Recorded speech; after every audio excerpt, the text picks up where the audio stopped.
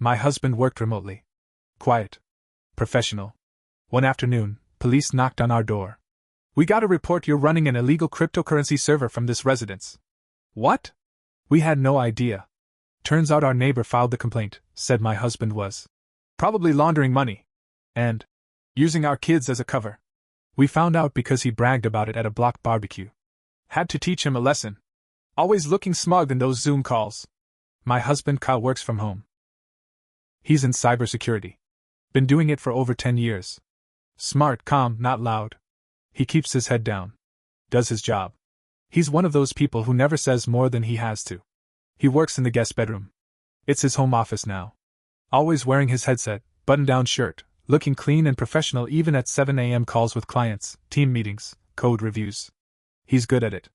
Really good. He's been up for a promotion twice now, almost got the last one, but corporate politics got in the way. We have 2 kids, ages 6 and 8. They're in school full-time now, so during the day it's just me and Kyle at home. I do part-time admin work for a local insurance company. I go in sometimes, but most days I work from the kitchen table. We don't throw parties. We mow our lawn. We wave to neighbors. That's it. We don't get involved in drama. We don't have time for it. So when the police showed up at our front door on a Thursday afternoon, I thought someone was dead. It was 2:17 p.m. I'd just gotten off a Zoom call. Knock at the door, loud, heavy. I looked through the peephole. 2 officers. Full uniform. I opened the door, heart racing. "Ma'am, we received a report you may be operating an illegal cryptocurrency operation from this residence. We'd like to ask some questions." I just stared at them. I actually laughed at first. I thought it was a scam. I thought maybe it was a mistake. But no. They had our address on a report. Someone had called it in. They said my husband was running unlicensed crypto mining servers and possibly laundering money under the cover of a remote work setup. That's a direct quote. The worst part, they claimed our kids were part of the cover. Said we were using them to look like a normal family. Kyle came out from his office. He looked calm, but his eyes said everything. We let the officers in. Kyle opened up his whole setup, his laptop, the docking station, the second monitor, even the old router in the hallway closet. He showed them his work portal, his credentials, his employee handbook. He even called his boss and asked him to confirm things verbally. They found nothing. Because there was nothing. We don't even own a single Bitcoin. After about 30 minutes, the officers said they had to respond seriously because of the nature of the report. Anything involving kids equals mandatory follow-up. They apologized. Said the whole thing fell off. They left. But it didn't end there. Kyle had to tell his company. Company policy. Anything involving law enforcement, even if there's no arrest, gets reported. Within a week, he was pulled off 2 big accounts. They didn't say it was a punishment, but he was suddenly being reassessed. Then came the meeting with HR. He was told his security clearance was under internal review. He was officially on probation. All because of a lie. We were still paying off a surgery from last year. One missed paycheck would have wrecked us. That whole month was miserable. Kyle got quiet. More than usual. I'd find him just sitting in the office, staring at the wall. He didn't want to talk about it. He felt humiliated. And we had no clue who did it. Until the neighborhood barbecue. It was early summer. Everyone dragged out their folding chairs and plastic tables. Burgers, beer, screaming kids. We weren't going to go. Kyle didn't want to. But the kids begged. We forced a smile and showed up. Aaron, our next-door neighbor, was already a few beers deep. Loud guy. Runs a handyman business. Though I'd never seen a real company vehicle. Just an old white pickup with a tool chest in the back. He was talking to a couple guys from the other end of the street. I overheard him say, laughing. Had to knock that smug look off his face. Always in his little headset, acting like he runs Google or something. My stomach turned. I inched closer. One of the guys asked, "You mean Kyle?" Aaron chuckled. Yeah. Sent a little tip to the cops. Said he was probably laundering money with crypto and using the kids to cover it. You should have seen their faces. Boom, cop car right at the door. I felt like I'd been punched. He kept going. Didn't think they'd actually show up. Guess I made it sound serious enough. Called it an anonymous. Just a prank, man. I walked right over. You did that? I asked. He looked at me, barely hiding his smirk. It was just a joke. Come on. You accused my husband of laundering money and using our kids in a criminal operation. He almost lost his job. Aaron shrugged. Didn't know they take it that far. Then he laughed again. Kyle didn't even hear the conversation. He was with our youngest near the swing set. I didn't tell him that night. I didn't sleep.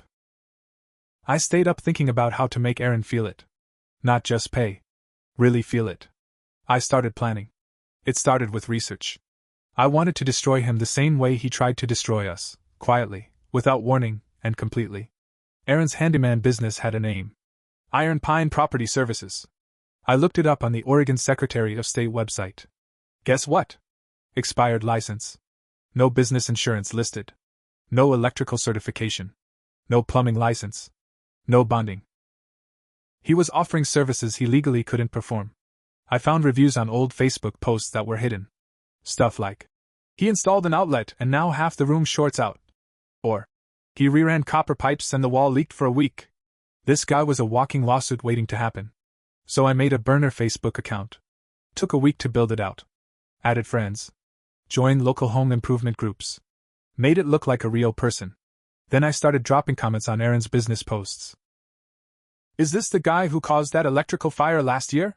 He did work for us without pulling permits. We had to hire someone else to fix it. Is he still operating without a license? The comments caught fire. Others chimed in. One person DM'd me privately to ask if I had info on his license status. I sent them the state website link. His business page started losing stars. A local realtor unfollowed him. Another removed his business card from their office board. But that was just the start.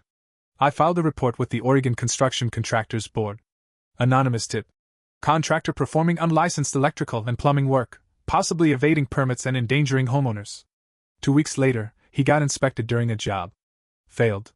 He was fined. Had to shut down for a week while he sorted his paperwork. I wasn't done. I sent a complaint to the BBB. Then to Yelp. Then Google Business. Every complaint listed one thing. Misleading credentials, unlicensed work, unsafe practices. His Google rating dropped from 4.6 to 3.1 in a month. He posted a video rant on Facebook. I'm under attack by fake reviews. Somebody's targeting my business. No. Not fake. Just focused. Kyle's work finally cleared him after 2 months. His access was reinstated. But that promotion cycle? Gone. Delayed another year. That part hurt the most. When I told him what Aaron did, he was quiet for a long time. Then he said, do what you have to do. I had one final card to play. I had recorded Aaron at the barbecue. I hadn't meant to, not at first. I was filming the kids. But Aaron's voice, his bragging, it was all there in the background. Clear as day. I took the clip to the police.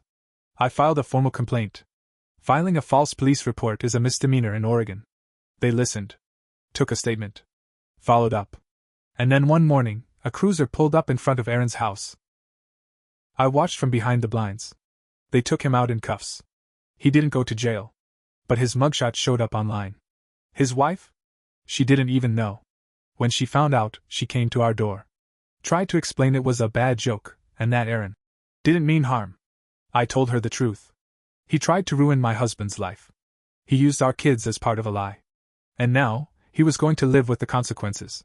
We're not done yet. After Aaron's arrest, the neighborhood started whispering. You'd think people would be shocked. Some were. But a few? They started acting like we were the problem. Like we took it too far. That we should have handled it privately. His wife, Dana, especially. She stopped waving. Stopped saying hello. A week after the arrest, she sent me a long message on Facebook, talking about how this all escalated over a stupid prank. And how families like ours should stick together, not destroy each other. I didn't reply. 3 days later, Kyle's car got keyed. He was parked in our driveway. Deep scratch down the driver's side. Not random. It was deliberate. I checked our Ring camera. Someone had spray painted it black the week before. Nothing showed. We reported it, but the cop just shrugged. No footage, nothing we can do. We knew it was them. Or one of their friends. It didn't stop there. One morning, I found dog crap in our mailbox. The kind of thing a grown man does when he's too much of a coward to confront you directly. A few days after that, our recycling bin got dumped onto the front lawn in the middle of the night. Kyle wanted to let it go. It'll blow over. he said. We got justice. Now we move on. But I couldn't. Because Aaron didn't move on. He started working again, quietly, under the radar. No social media this time. Just word of mouth. Cash jobs. He even started parking 2 streets over so people wouldn't see his truck. He was still making money. Still doing unlicensed work. Still acting like he got away with it. So I made it my mission to end his business completely. I created another burner, this one as a fake customer. I hired him. I used a prepaid phone. Called his number. Told him I was fixing up a rental property in town and needed drywall patched and a ceiling fan installed. Said I'd pay in cash.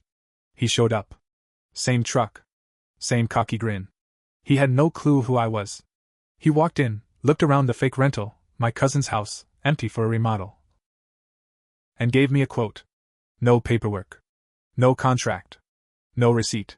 He started work the next day. I filmed everything. Him using faulty wiring techniques. Him cutting corners on safety protocols. No mask while sanding, no grounding wire on the fan install. I documented every detail. Then I reported him. Again. This time, I included photos. Videos. A written complaint. The state board took it seriously. 2 weeks later, he got hit with a cease and desist. Another fine. And a letter warning that further violations could result in criminal charges. That's when things really got dark. Aaron snapped. One night, we heard banging on our trash bins. Cal opened the front door and saw Aaron standing in the street yelling. You think you're better than me? He screamed. You think this is over? You're playing with fire. Kyle stepped outside calm. You came after my job. My family. You think I wouldn't fight back? Aaron charged. Kyle didn't flinch. The cops came after a neighbor called 911. Aaron was cuffed. Again. This time, he didn't get off so easy. He was charged with harassment and disturbing the peace.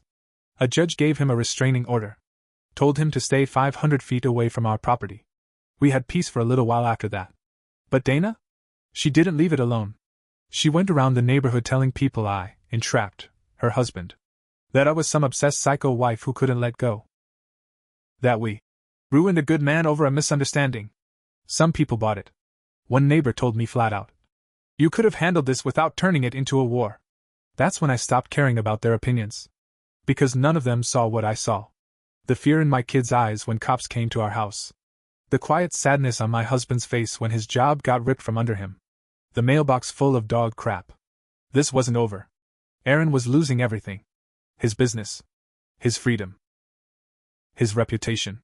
But I had one last card to play. He forgot that I still had one more piece of evidence. I had a copy of the 911 call. I FOI'd it. Took weeks.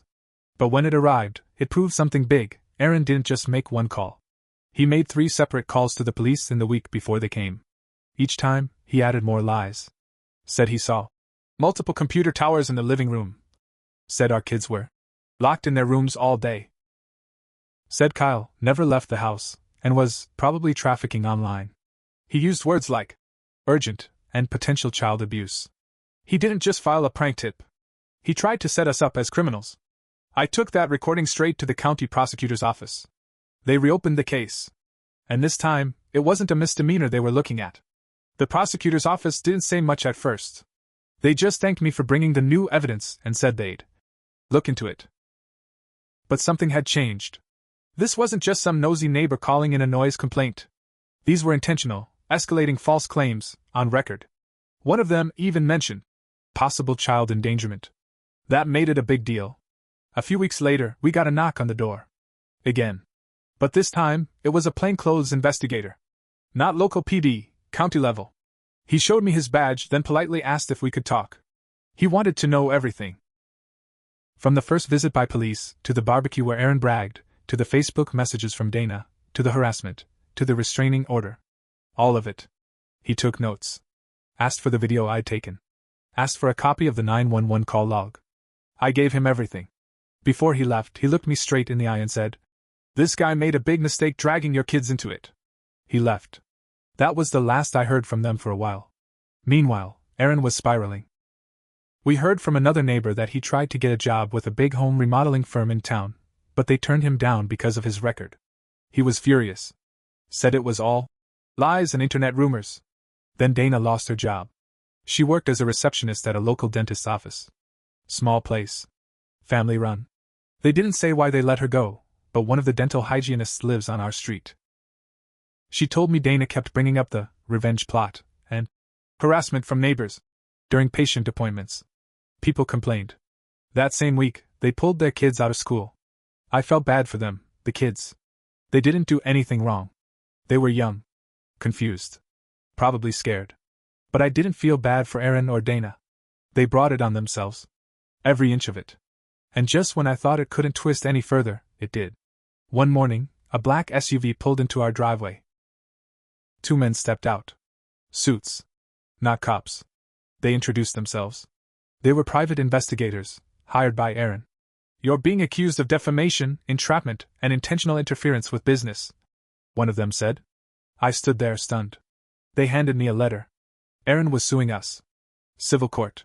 He was accusing us of running a smear campaign, of using fake clients to set him up, and coercing law enforcement through dishonest recordings and out-of-context quotes. I almost laughed. But it wasn't funny. He was serious. The court papers had a case number and everything. I handed it over to Kyle when he got home. He didn't laugh either. "We need a lawyer," he said. We got one. She was good. Sharp. Quiet like Kyle. She read every word of the lawsuit, then looked up and said, "This won't go far. He's bluffing. But we'll hit back harder." She filed a countersuit. Not just for harassment, but for intentional emotional distress, career sabotage, and, most importantly, child endangerment through false police reporting.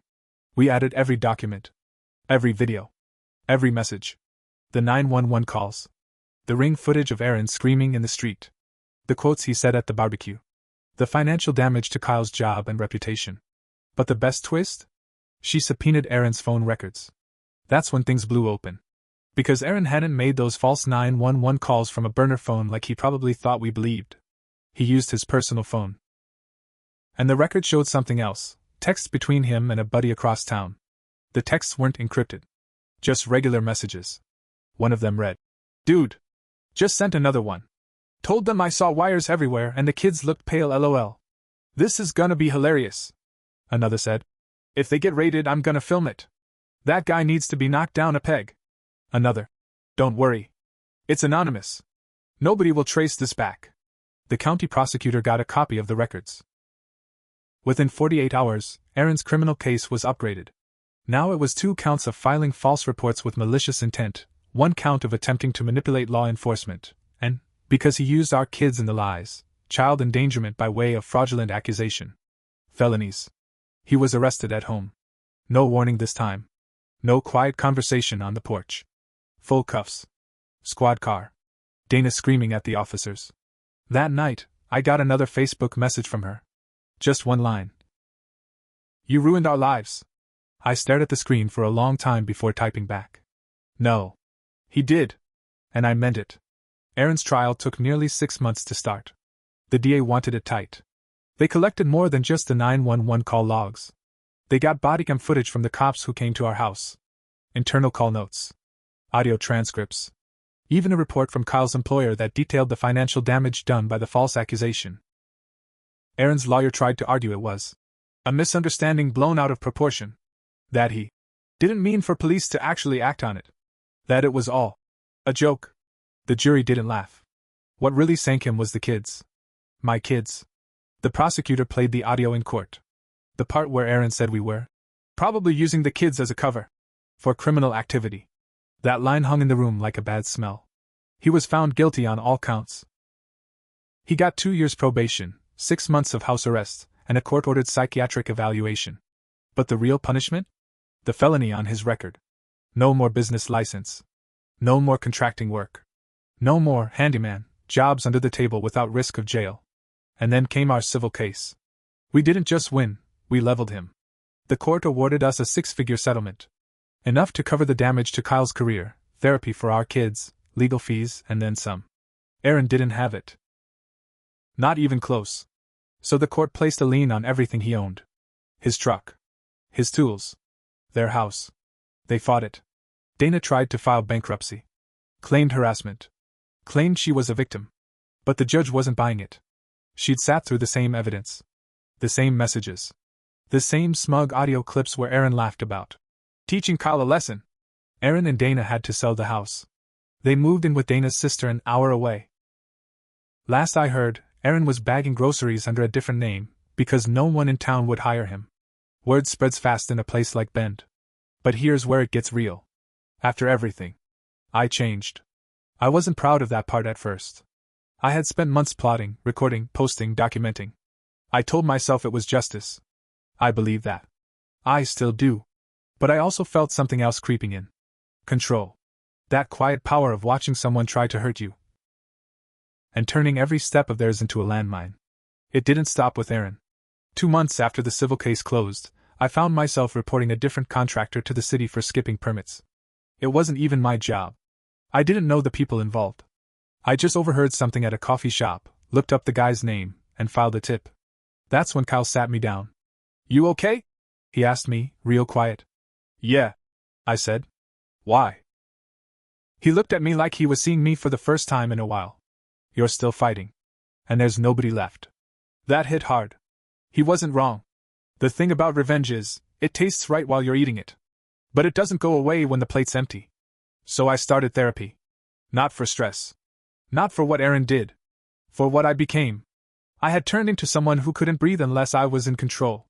Someone who needed to be feared to feel safe. My therapist said I was reclaiming power after trauma. That's probably true.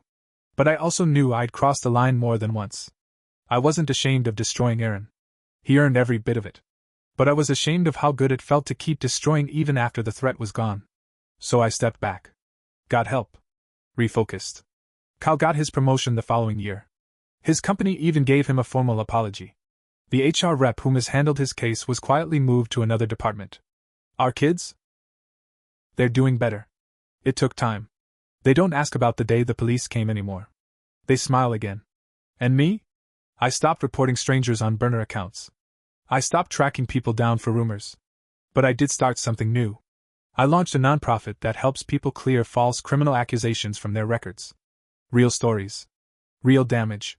We help them navigate the system, build a case, file complaints. Kyle helps with the security side. He vets reports. Makes sure everything is legal, tight, documented. We do it clean. No lies. No traps. No revenge. Just the truth, and the tools to make it count. As for Aaron? He sent me one more message. From a new Facebook account. "Hope you're happy." I didn't reply. But I did screenshot it and forward it to his probation officer. Old habits die hard, I guess. But I sleep fine now. And every time I walk past the spot where that cop first knocked on my door, I smile. Because he thought he'd knock us down. He didn't know he was building the first step in the staircase I'd used to bury him. Goodbye, Aaron. And good luck to the next smug little man who underestimates a quiet family. We're not so quiet anymore.